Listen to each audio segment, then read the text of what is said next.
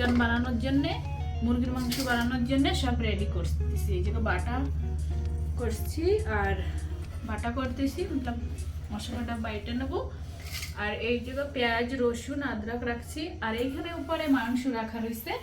তো সব তৈরি হচ্ছে বানানোর জন্য। তো মাংসটা বানাবো, তোমরা সবাই খাওয়া দাওয়া করবে, ঠিক আছে? ঠিক আছে।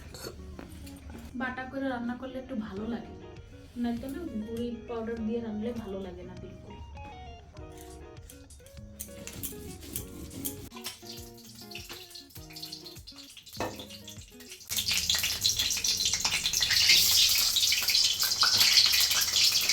রূপেশের খুবই পছন্দ মাংস, মাছটা বেশি পছন্দ করে না, মাংসটা বেশি পছন্দ করে। বাজারে গেলেই কবে কি একটু মাংস খাবে। আলুটা এখন উঠায় নেব, ভালো হয়ে গেছে।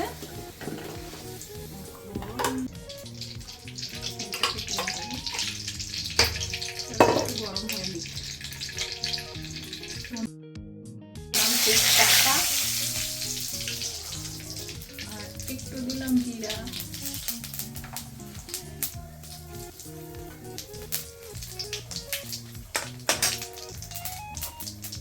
এখন দিলাম পেঁয়াজ,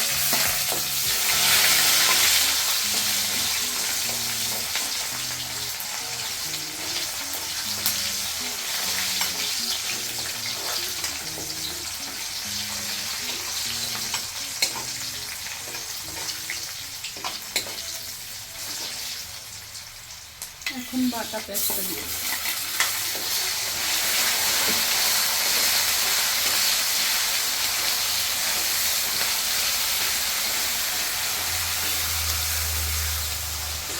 রূপেশকে বললাম কি বাজারে যা। রূপেশ কয় আমি বাজারে যাব, যদি মাংস আনো তাই।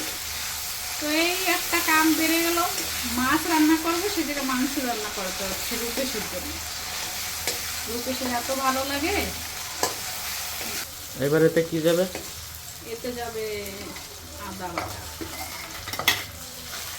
আদা বাটা এখন সব মশলাই দিয়ে দিই। এতে আছে জিরা, একটু বাদাম পোস্ত সবই আছে, একসঙ্গে বাটা করছি আর দিয়ে দিচ্ছি সব। এখন ভাজা করতে হবে ভালো করে, তারপরে যেতে হবে মাংস।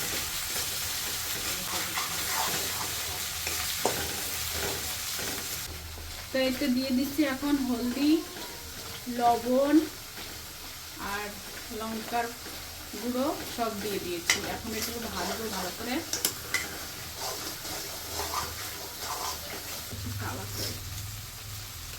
বেশি না অল্প একটু।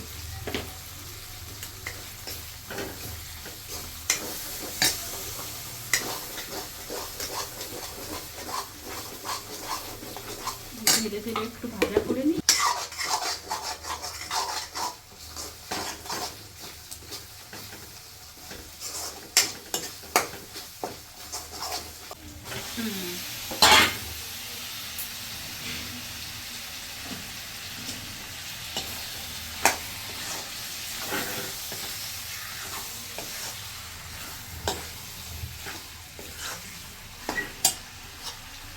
আলুটাও দিয়ে দিলাম।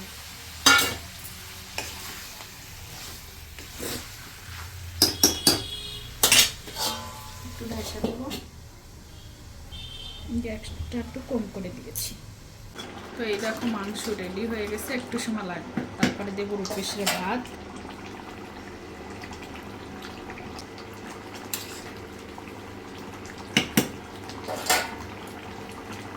তো দেখো রান্না রেডি হয়ে গেছে। এখন রূপেশ আর রেডি মতলব দেরি সহ্য করতে পারছে না, ও বলছে জলদি দাও আমারে। তো ওরে দিয়ে দিচ্ছি, ও খাবে আর বলবে কেমনি হয়েছে। ঠিক আছে, কিরকম হয়েছে শুরু করো। মাংস দিয়ে রূপেশের না খাইলে হয় না, মাংসটা খুব পছন্দ করে। কেমন হয়েছে? হুম, এক নম্বর হয়েছে। সত্যি সত্যি কও, সব দিনের দিয়ে ভালো হয়েছে। তাই? বাহ, চলো। বাবা আজকে ঘরে নাই, তা মা আর আমি বানাইছি, ফির আমরা খাচ্ছি। বাবা আসবে, ফির বাবা খাবে। তো আজকে এই জায়গায়, ফির আসবো অন্য একটা ভিডিওতে। Bye bye.